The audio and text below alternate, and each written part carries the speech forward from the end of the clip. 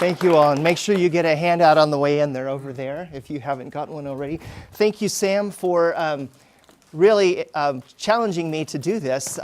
You know, pianists are the type of musicians, we sit this way and we don't have to look at the audience.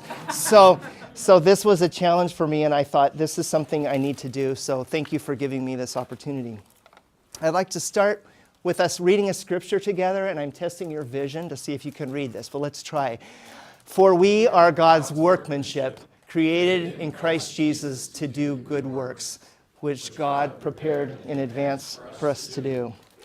So today I'd like to share with you a little bit about my path in becoming a composer. I was trained as a pianist, and still am a pianist, but along the way, in each degree program, I took some composition. And so I'd like to take us back to a summer that was some years ago after I was passed up for a couple of positions, one on campus and one on church, and I was kind of moping and feeling sorry for myself that my other young colleagues had these other things to do, and I was wondering what I was going to do with my life. And in processing this, I think I learned how to lament, and how to lament in God's presence. And by getting in touch with my emotions, which isn't always the easiest thing for me to do, I was led to compose music. And so I started writing, and I wrote a set of spirituals for solo voice and piano that wound up getting published. And then when I look back, I kind of trace this back to the beginning of when I really started becoming more skilled as a composer and started having more opportunities as a composer. So when I look back to that, I see that God closed two doors, and he really opened something that was immeasurably more. That if I had pursued either of those other two avenues, with a young family, I would not have had time to pursue the composition that I was able to do. But as the opportunities grew, I really had to start making a choice of whether I was going to be a top-notch pianist or if I was going to pursue composition, because the time that it takes to do either of those, I couldn't do both. So I talked to my colleague Bill Clemens, and I said, Bill, what would you do? I asked for his advice. And so talking with him and praying about it, I decided that I would walk through the composition door while I had the opportunity, knowing that it could be fleeting and that I would not have that opportunity a few years later, and that I could always go back to performing later. So that's kind of what I did. But anyway, there's the spirituals that I didn't show you. But as a result of all of this, God really has enabled me to write and publish over 500 arrangements and compositions.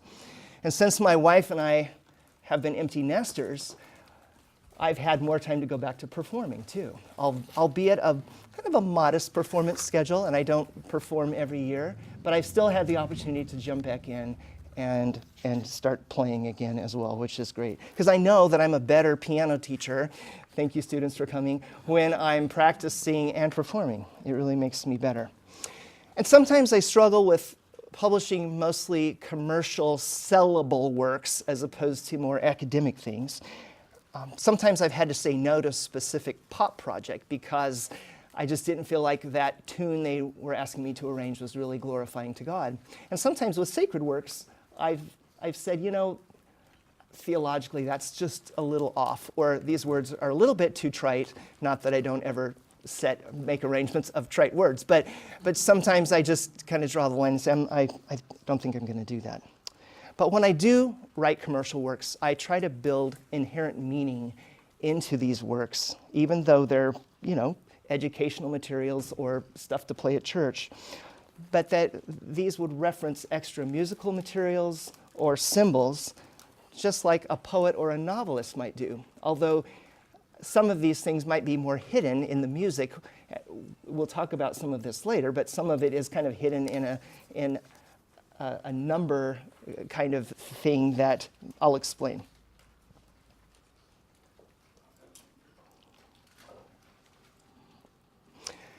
Anyway, so as I'm doing all of this work, I try to balance things with my relationship with God, family, friends, but I confess that I tend to be more of a workaholic kind of person. So One thing my wife can attest to is watching TV for me is actually a spiritual discipline because I would rather work. So to sit down and be still and have to not work is a good thing for me. Another practice that my brother-in-law has written for pastors about Sabbath rest. And so his writing and speaking has also spoken to me about the need for Sabbath. So I work at church until 10:30 on Sunday, and then I try to then take a 24-hour Sabbath till like 10:30 on Monday morning. Try to not have classes scheduled Monday morning so I can have that real break that allows me to detach from work. So if you haven't started a Sabbath practice in your own life, I would really strongly encourage you to do it. All right, let's talk for a minute about confidence. Let's read this first. Whatever you do, work at it with all your heart as working for the Lord, not for human masters, since you know that you will receive an inheritance from the Lord as a reward. It is the Lord Christ you are serving. You might have felt like this in your own writing. I don't know, but for me, and for composers and performers, I think those in the room could attest, we don't always know if our work's any good. And so what helps me is to write, put something down, come back to it later. And at that point, I can be more objective. And usually I'm okay. I like what I've written, where when I was staring at it, I didn't really know if I liked it at all. So I don't know if any of you encounter that in your research, in your writing, in your teaching. I think maybe we all struggle with that a little bit. My former colleague, Philip Keverin, who taught composition for us before I actually started teaching composition, he said to me one time, everything you write cannot be your best work. You will have one thing that someone may judge as your best work, but it's not going to be everything you write. And in a sense, that became very freeing for me because I realized that I just need to do the best that I can in the time I have and trust that God will bless those efforts and that I don't need to worry about, is this my best work? I think it's helped me to avoid writer's block too. I don't know if any of you have ever had writer's block. Yes? No? The thing, again, coming back to a Sabbath principle, what helps me if I do encounter a writer's block is I usually switch to a different project, work on that, sleep on it, and oftentimes even the next day coming back to it, I can work right through that passage that had stumped me because of, I think, that Sabbath that's built into our bodies and the need for rest. I used to wait for inspiration to write. Now I have deadlines, and the inspiration really comes as an output and a natural thing for the need at hand. Let me move on now and talk a little bit about the process of composition and how this is impacted by my faith. I'm going to use a recent composition as an example. Last spring, my wife Judy, hi Judy, wave. Judy and I went with her brother Dave. We did this really quick trip up to Yosemite. And I mean, it was amazing. It was snowy. I'd never been there in the snow. And at that time, I was processing this commission I'd received from one of my professional associations, the Music Teachers National Association. And they'd asked me to write a chamber work for viola, cello, and piano, about 3 to 6 minutes in length for intermediate level players, and to be published by my publisher, Alfred Music. So I had to take into consideration the publisher's educational market as well. So I had these very stringent guidelines, and I started thinking about valleys. Oh, hi over there. I didn't notice you guys. Thanks for coming. I started thinking about valleys as maybe a theme for this presentation. So we were in Yosemite. Judy and I, on my 2016 sabbatical, had traveled to Switzerland to the Lauterbrunnen Valley. So I said, hey, Dave, what do you think? Can you think of another valley that might be in a different world area from these areas? And he said, well, what about the Urubamba Valley? I said, well, where's that? He said, it's the valley below Machu Picchu. And I go, oh, Judy went to Peru on a mission trip. Okay, I can resonate with that. That's great. So I had my third valley to create this 3-movement work, that one movement per valley. So I'm getting ahead of myself. I'm not reading, which is good. I'm amazed. Okay, but now I am. But Lauterbrunnen, let me just tell you a little bit about that. President Brower talked about Lauterbrunnen Valley. Some of you heard at the beginning of the year. He said, yeah, I got on a cliff and I jumped off with this paraglider. And yeah, and that's how he got into the Lauterbrunnen Valley. We took a train. I felt much safer as you learn more about me about that. But part of this wanting to choose different valleys comes back to my faith as well, and valleys around the world, because I feel like we're in this heightened sense of national and world nationalism that seems so unhealthy. And so I really wanted to make sure I was not just staying at home with the valleys where I could have, Death Valley, and no, let's not go there. Anyway, so I thought about a title for this suite. And I thought of Big Valleys, but that sounded a little too much like a television series. So I finally came up with 4 words from the 23rd Psalm: walk through the valley. And Judy can attest to this. I had kind of a fight with my publisher about this. The publisher came to me and said, walk through the valley, that sounds kind of dark and morbid, like the 23rd Psalm. And I go, oh, you hit it right on the head. Very good, okay? But I don't think it's dark and morbid. They missed the whole point of the comfort and the promise to be with us through hard times. But the publisher, I guess I got to speak into the publisher and the impact of Scripture on my life by saying, this isn't morbid. There's great hope here. And you're concerned with publishing music that's happy and light and frilly. You wanted to call it Valley Vistas. I'm going, no. So I finally, thank the Lord, I finally got the approval. Okay, we're going to go back and keep your original title. That's fine. So anyway. But the valleys, 2 of these valleys, were connected to the deaths of 2 loved ones. One was my cousin Tobin Sorensen, who was a climber, and then one was our dear friend Beryl Pagan. And I'll explain more about that. Also, Psalm 23 was something that my parents recited every night during my mom's battle with ovarian cancer. So the 23rd Psalm really took on a lot greater meaning after that as well. So here we have it. The Lord is my shepherd, though I walk through the valley of the shadow of death, I will fear no evil.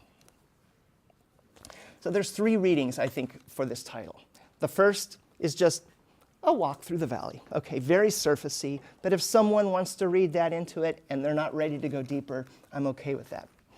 Another thing would be command, walk through the valley. And I think that really goes a lot deeper and resonates with me. Oops, stop it, put it down. Okay, there we go. Because there's all the connotations for valleys and metaphors for valleys in our lives. So with a person like me who's lost both parents, a sibling, and a dear friend, I can understand this.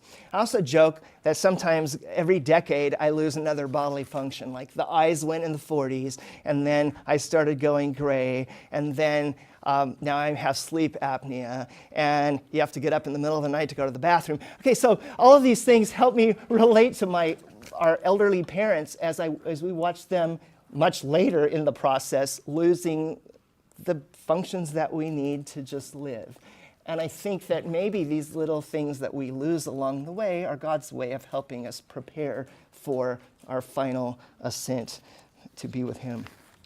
A third reading for Walk Through the Valley would be right in the context of the psalm itself, which provides an assurance of being kept safe amidst hardship and knowing that through harm or even death, the Lord is walking with us. No, I like holding this. It gives me comfort. Thank you. Wait, I'm not ready to go there. Okay. Okay, I already said all that. I got ahead of myself. All right, so it's kind of funny. Turn the page. Woo. Let me just mention one thing before we go into analyze the piece. I noticed that after I wrote these pieces up in Idlewild, California, that it was kind of ironic that I went up to the mountains to write a piece about valleys. But you maybe have been one of those people who remember back to youth camp and you go up into the mountains and you have these wonderful experiences. Well, I started this process of retreating during my 2016 sabbatical. And once a month during the winter, every month I would go up for a week and I would write. And I would spend time alone with the Lord. And I've continued that process. Last summer, I went up and wrote these pieces. This is a cool little cabin, and you can see all of my little instruments over there that I took that I don't play, but I needed to figure out how things worked, and my composition station on the kitchen counter. But this has been a place where I can go and retreat and spend time with the Lord and spend time doing some writing as well. Well, let's go on to the piece. This is the Urubamba Valley below Machu Picchu in Peru, and that's the title of my first movement. One of my strength finder themes, if we've all done our strengths, right, is input. So I have to collect lots of information. So I had my books on the Inca civilization and all of this, and I really start feeling really a lot of empathy for this very short-lived civilization that was overrun by greedy Europeans. And hopefully that impacted the work as well. Another one of my strength finder themes is connectedness, and that relates to the fact that I have connected one of my research areas, which is the manuscript study of the Ginastera Sonata No. 2, with this work as well. Ginastera in the sonata started becoming fascinated with Amerindians in Argentina, but it would be the same people groups that went through Peru as well. And so he started incorporating instrument sounds. He would imitate instruments of these people, and he would also try to capture rhythmic devices that they would use. So I thought, hey, I can do the same thing. I'm going to try to do that. Also, Ginastera, he was an Argentinian, so that's this valley, but he died in Switzerland, which connects to the Lauterbrunnen Valley. And we went to Lauterbrunnen after I had done research in an institute on that very piece of music by him. Well, as I mentioned earlier, composition isn't just about writing music that sounds pretty. I want it to carry meaning that I hopefully will make a difference in the lives of performers and listeners. So for this movement, I did try to engage in this Incan and Peruvian culture. I also connected it with the fact that Judy went and spent some time on a mission trip with the Nazarene missionary family, the Garmins. And so there's actually a Garmin reference in there as well.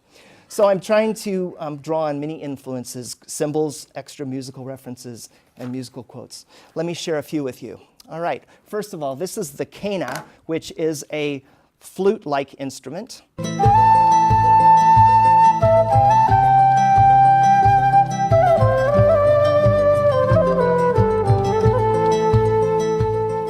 So at the very beginning of my piece, I try to imitate this flute kind of sound, and notice that it's also descending down into the valley. That's significant later.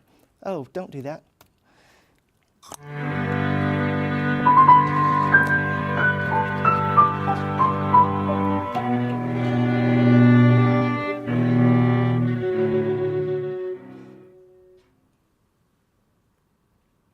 Another characteristic that is found in Andean music is double thirds. So here's the interval of a third, that kind of thing.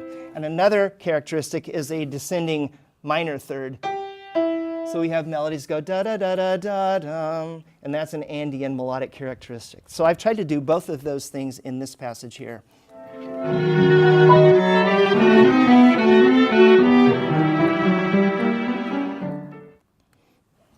Another instrument is the charango, and the charango is like a ukulele-like instrument. So I have the viola actually puts the bow down and is strumming, and you'll hear that. And then later on, the cello can't really do that so well, so this cello strums, they switch places. But here's what the charango sounds like. So if you listen closely, you might be able to hear the strumming of the viola. It's kind of subtle. I'm going to stop this because I forgot one other key thing, and that is the fact that I'm using the Peruvian national anthem here. So here's the national anthem. Somos libres, seámoslo siempre, y antes niegue sus luces, You get the idea. Okay, so let me start this again.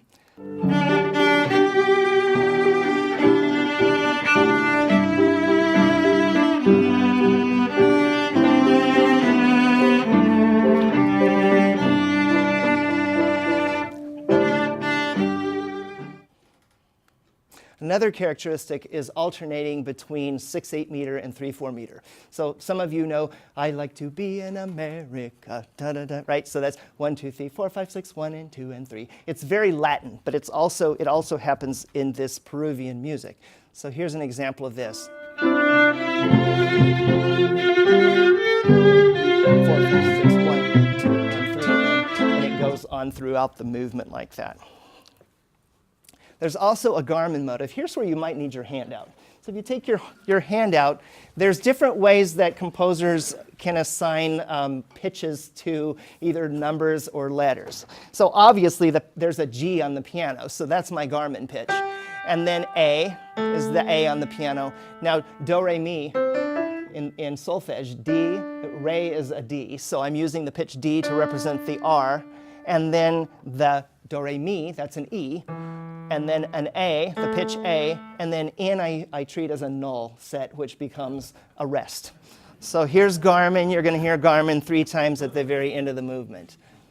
This is a device called soggetto cavato, and it actually goes back at least to the Renaissance, and a composer would try to honor a patron or some famous noble person by setting their name in the mass. So you have all these masses that are named after someone because there's a motive like this hidden in there. Give me access to my thing here. Thank you. All right.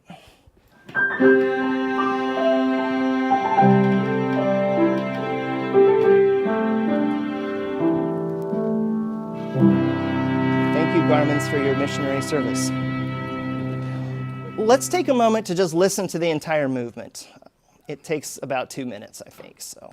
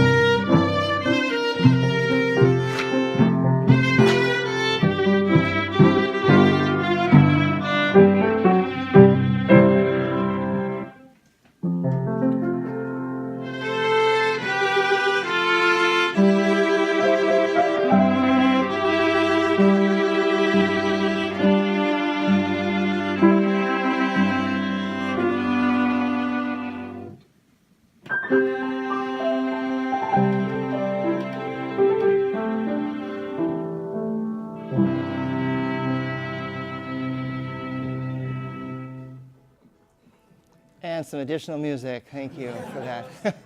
What I didn't mention, and I need to mention, is that this piece hasn't been performed yet. I hired a couple of retired symphony players who have taught for us in the past, and they came in and played, and then I hired a high school student of mine to come and just read through the piece, because I'm not a string player, and I think that's a lesson that I learned, and I think we can all learn, is that we don't want to be siloed in our own little work. We need to reach out to our community for help and support in our research and in our writing, and not just say, oh, they wouldn't want to help or whatever. But so this was also just recorded on my iPhone, and I didn't have Chaz here yet to help me make really great sounds. So, but it serves a purpose for today before the premiere in next March. All right, let's go on and talk about Yosemite. All right. So Yosemite has been a very special place for our family. I guess it goes back to at least when my brother-in-laws started their climbing career, they're mountain climbers, and they went to the Yosemite Mountaineering School for training. And then we've been with our family multiple times, but I guess I have to confess something else to you here, is that my son's a climber, while I'm deathly afraid of natural heights like cliffs, those kinds of things. So on our last trip to Yosemite, I tried to, confront those fears a little bit. So one was that we did this assisted climbing with the rope up this thing that seemed really, really high. It really wasn't that high, maybe as high as this roof. And I made it up halfway before I said, okay, let me down. And so the belayer let me down, and it was okay. The other thing was going on the Mist Trail over here. Mist is spelled M-I-S-T, although in my mind, I felt like it was M-I-S-S-E-T sometimes, because they're slippery, wet steps that slope down into the waterfall. And yeah, sometimes I was on my hands and knees just going. And then you get to this place, and I'm going, okay, I'm just not going to think about it. There's this skinny little thing, and there's a fence, kind of, but it's open at the bottom where, yeah, I think I could maybe slip through, and you have to walk over the waterfall kind of at that point. So, but that was really a big thing for me. Those were 2 steps, and I need to do it again the next time I go to Yosemite. But anyway, you can tell I have this serious fear of heights. But part of it you might understand as we keep talking. This is my cousin Tobin Sorensen, who was part of a climbing group that started in Idlewild called the Stone Masters. And the Stone Masters wound up going to Yosemite and were very famous there. There have been documentaries about them. But there's even a route up Half Dome, I think, that's named after Tobin. But Tobin eventually went to Switzerland, and he did some ice climbing there. He climbed the Matterhorn, and there's a magazine article about it that's just very frightening, that makes me way more afraid of heights than the times that he almost died there. But sadly, he did attempt a solo climb of Mount Alberta in Canada. That was a new route that had never been done, and he fell and passed away. So I really traced my fear of heights back to things that was after his funeral. And I had dreams where I would just wake up even in the car and jump from heights. So I need anybody from the psychology department here? We need to talk afterwards, because I've got some serious issues with exposed heights.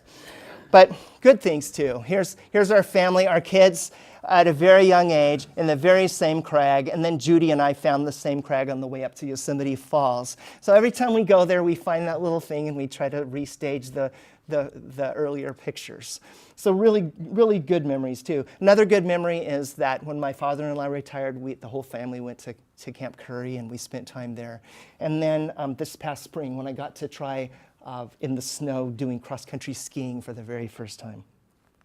So my opening chorale theme is using the letters from T. Sorensen.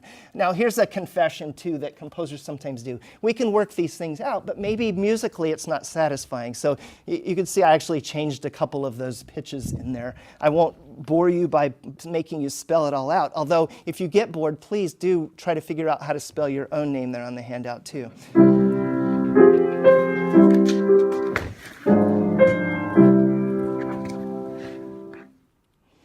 So Yosemite begins in the same key that Urubamba ended in, and that's going to be significant, I'll mention at the end. But this was an effort to unify the entire composition by the way that each movement begins and ends. The piano begins alone, as you heard, stating this chorale theme that harkens back to the German Lutheran chorale of the 17th century. And this movement is dedicated to Tobin Sorensen. And this particular chorale theme, to me, represents a moment of silence before beginning the day of adventure. So next we have a fun, light, carefree theme, and we have the pitches 2, 3, which appear actually in every movement as a motive. So that's the 23, Psalm 23, that's woven throughout. So here's how I use that.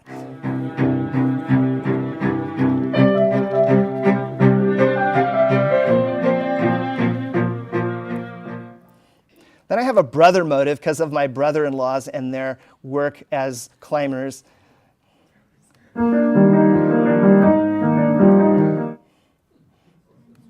And then we have one significant person. John Muir is really responsible for there being a Yosemite National Park. And he was a naturalist. My son in history class, I think, wrote a paper on John Muir, but is a very significant figure in American history. So there's an M-U-I-R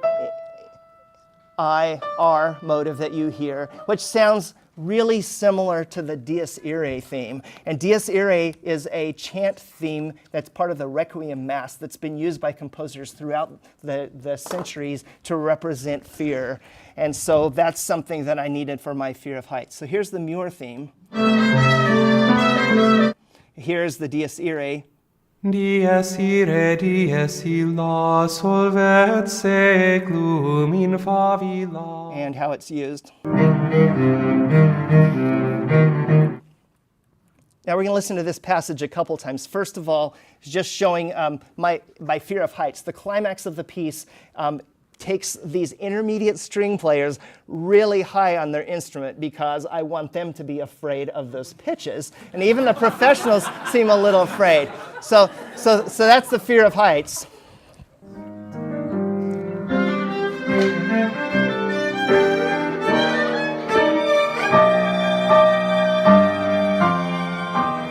See, they need to practice that part.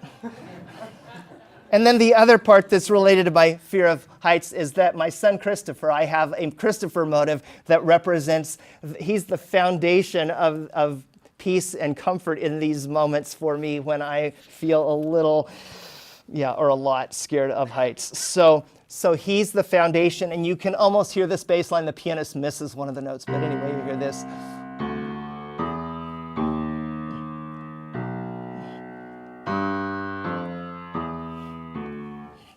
And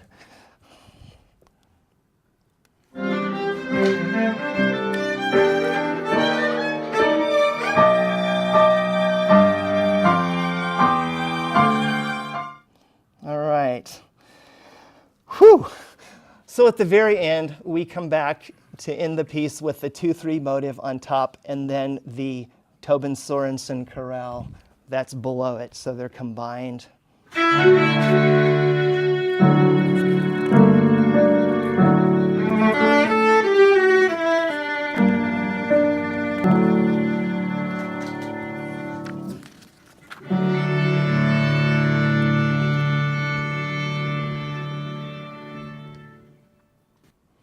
Okay, if we take time to just listen to that whole movement so you can see how all these things tie together.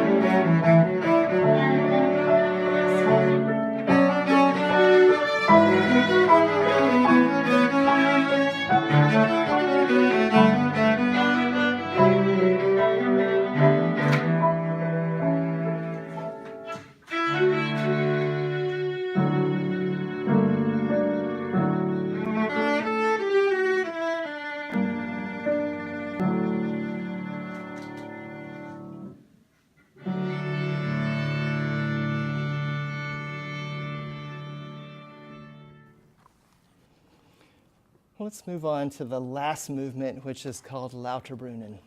As I mentioned that earlier as the valley that President Brower paraglided into, okay? But we stayed in this place where we overlooked the village Protestant church. And we actually went to church there on Sunday morning. They were doing a kids program, and the kids had little lines to read. The little 5-year-old got up and read like one word at a time, and really that was the only German I understood the whole time I was there. It was so great. I was like, I want to hear him talk and read all the time. But we took wonderful walks in the drizzle. It was kind of raining and getting ready to snow up on top. All of the cemetery plots had beautiful spring flowers that had been planted on each plot. It was just gorgeous.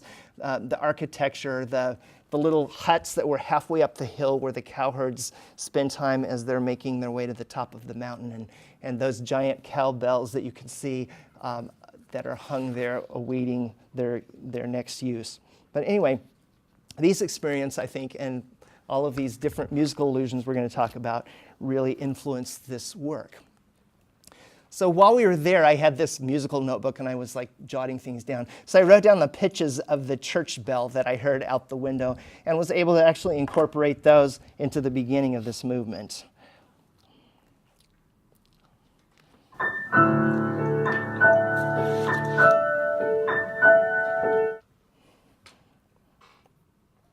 And then a classical reference. You know, William Tell was from Switzerland, so I thought, oh, okay, I'm going to pull in something from the William Tell Overture.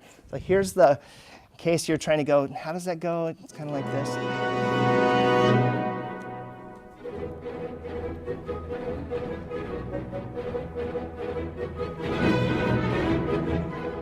So I didn't quote it exactly, but I took the theme and I went, that. I just took that, and then I took da da da da da, and I used those two themes, motives, I should say, and here they are.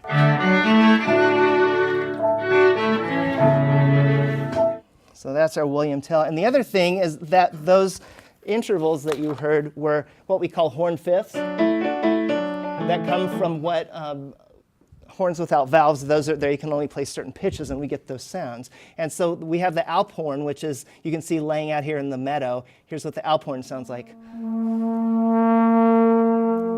So the passage was also imitating the Alp horns.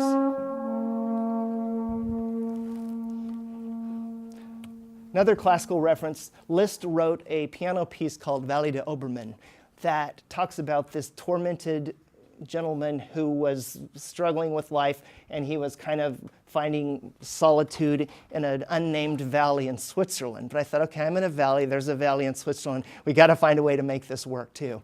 So here's the Liszt piece.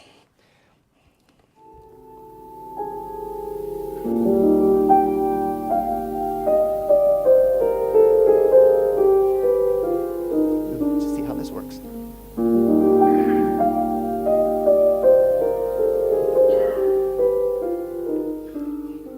Now, I maybe should apologize to Liszt because he has this somber, deep, meaningful, so romantic melody, and I've taken it and turned it into a polka.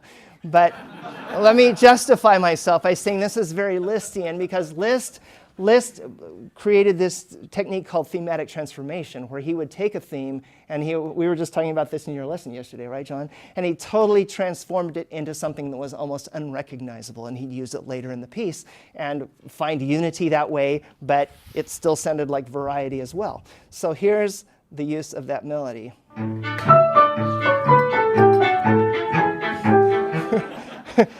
And what would Switzerland be without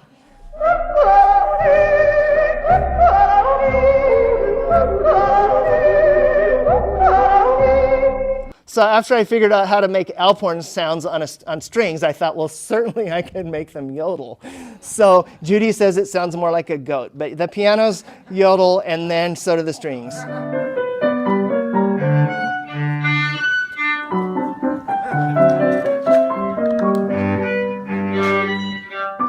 But we did like the goats and pigs and stuff in Lauterbrunnen, so if it's a goat, that's okay too.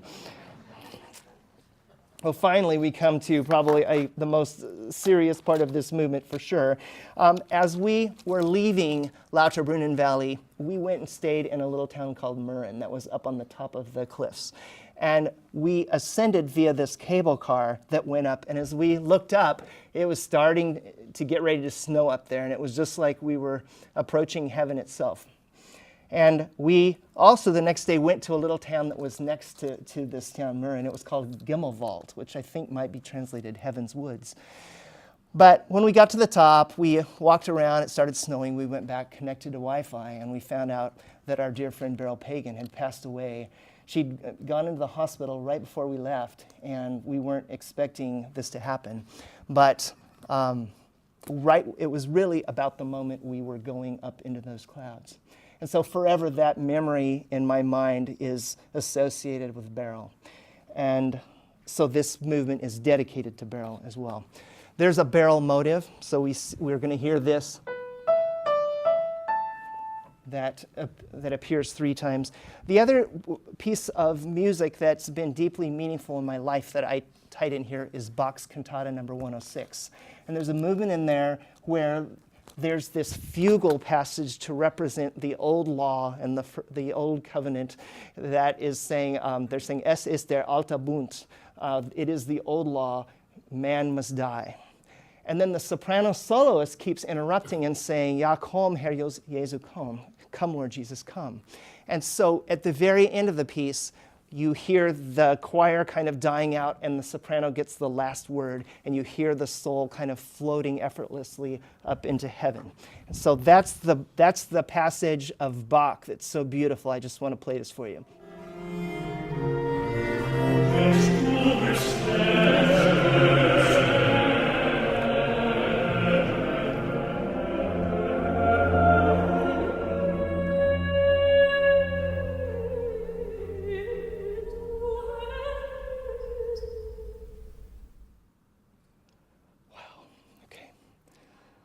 So that was my inspiration for the final measures of this piece with the Beryl motive.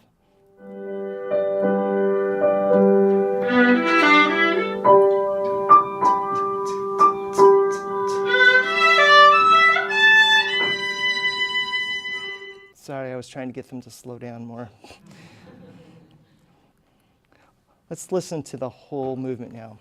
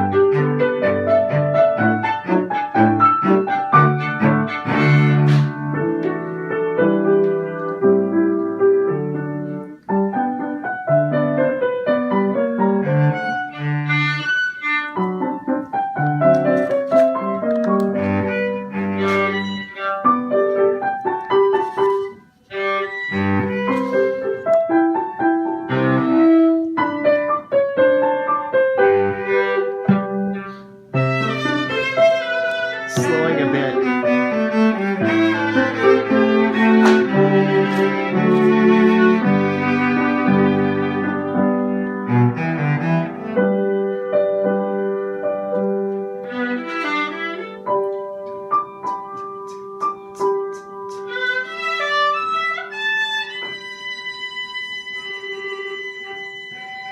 There's the harmonic.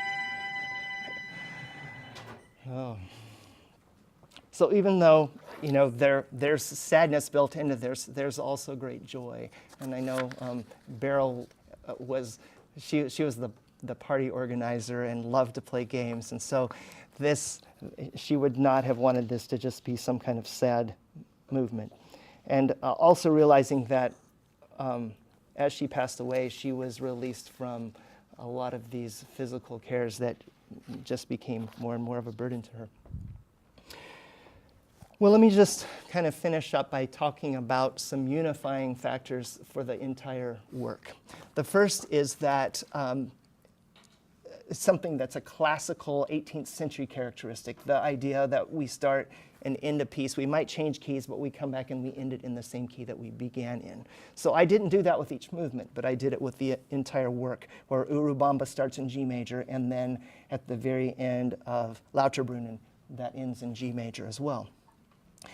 For the second unifying factor in terms of key, I took from a 20th century composer, Hindemith, a German composer, and he has a set of pieces called Ludus Tonalis, and he has these connecting movements that start in the key that the previous movement began in, and then they modulate into the key of the next movement. And so that's kind of the pattern that I did. I start in G major, the first movement ends in C major. The second movement starts in C major, ends in D major. The third movement starts in D major, and then cycles back around to end in G major, where the first movement ended. So that was my key scheme and why I did it. The piece is also cyclical, meaning that it has shared motivic material between movements. In this case, the Psalm 2-3 motive is used in every single movement. And then finally, the very beginning, we have that Cana melody that is descending down into the valley. And at the very end, we have the barrel motive that's ascending out of the final valley. So there's a descent and then an ascent at the very end of the movement. So those are the unifying factors. Do you all have any questions for me before I say my last little spiel? John. Is this going to be performed? Oh, yes. The performance is scheduled at the MTNA National Conference in March 2019 in Spokane, so hope you can all come. So, perhaps we can find a way to perform the piece. That has to be the premiere, so maybe after March we can do that here on campus, and I'll invite you all to come back. So, good question. Anything else? Yes, Lane. How does it work when you compose? Do you hear it in your head first and then you write it down, or do you work it out with your fingers first and then write it down? Yes. And something that's helped me is working with motives, because otherwise I don't know if I am stealing someone else's music, because sounds go in my head. And there have been times when I've done an arrangement and I find out that someone else has an arrangement that sounds almost exactly like it. And so I work really hard to try to incorporate some of these other ideas so that I'm not borrowing unintentionally and I'm only borrowing on purpose. Yeah. Good question. Yeah, Stephanie. So I imagine over time, working with instruments you don't play, you kind of gain knowledge of what they can do. How did you go about doing that? Yeah, it takes time, and I still feel like I don't know a lot. And I hope this is true, that with my composition students, I'll say, would you go have a string player play this? Go talk to Dr. Tyler. Do you have composition students sometimes coming to you? Yeah, because we have all of these resources of people that know all this stuff intimately. Why should I pretend? But it was very important for me to take a cello and a viola with me, even though I broke the viola while I was there. I'm sorry, Phil. But, but anyway, but I had to have those so that I could see, is this even possible? And it's like, if I can figure out how to play these harmonics, then someone that's an intermediate player could figure them out, because if I can do it, they actually play the instrument. So did that kind of answer the question? But the other thing is teaching composition. The more I teach, the more I learn from my students too. And you all learn from your students all the time, right? So, yeah. Charlene. Yeah. Play segments of this, but how long will the complete performance take? It's about 6 minutes. It's supposed to be 3 to 6 minutes, and it's like, yeah, if they play it fast enough, it'll be under 6. It's about 6, yeah. Yes, Sandy. It might be a strange question. How much of it you think comes from God, and how much of it is really come from your story? Because it's a composition of so many different experiences in your life. Yeah. Well, I think all of those things tie together as God's work in my life. So I think it all comes from God, because through His work, these experiences have happened, and He's helped me to bring these ideas together. So I give Him all the glory, yeah. Rick? So when you're working with like Beryl's Dame or something, is there a point where you say, oh, I really want to introduce another letter here, or change your name, or? Well, I did that with the T. Sorensen because I was going back to say, how did I do this? And I'm going, this doesn't work. And the only thing I can think of is that when I used those pitches that were really supposed to be there, it's like I didn't like them. So Add in a new letter. I just changed it so it didn't really make sense anymore. But it was because I needed to do that because I put the priority of the sound. I got the idea from the name, but then the sound that I wanted that made sense took priority. What I'm asking is, how much of a barrier do you make that? Like a guide, do you have, I feel obligated? No, I mean, I don't always do this. It just so happened in this piece. But yeah, I don't know. I think I'm not answering this well or understanding it well. Right. It's just, at what points do you like throw it out? Yeah, and some of them, it's like, this sounds like garbage. I can't use this. Yeah, so that person's name is out. Sorry, Judy. Ken. When you hear a piece, you try to decipher it, someone else's work? No, and the ciphers might be, I don't know if they're easier to find in literature, but if you're well read and everything, you might recognize this particular reference. And certainly you could recognize the reference perhaps to the Liszt piece or the William Tell Overture, but you're never going to figure out Beryl without knowing that it's there. So, yeah. And When you get the inspiration from Bach or the William Tell Overture, do you have to cite them or not because it's so different? Our copyright expert is here, but basically works before 1923 at some point are all public domain. So if it's a public, like the Peruvian national anthem was written in the 1800s, so it's not copyrighted, is it? No, okay, whew. Okay, so yeah, so you do have to be very careful there, yeah. Mm-hmm. Or you hide it really well and you don't tell anyone about it. Like, yeah, I can tell you later, but not on camera. Okay. Anything else? Well, thank you so much for letting me just share a little bit about how my faith and my work come together and how my journey led me to write this particular composition. And I pray that you will continue to do the good works that the Lord has prepared for you to do as well, and that you will be encouraged to work in community. We heard in our faculty meeting just on Wednesday about how we tend to be siloed and how we're working as a community to get away from that. And so I think that that's very important, and maybe we can do that very thing. And again, I'll try to send out an announcement if we get a performance on campus next spring. So thank you for listening and sharing my journey with me. Appreciate it.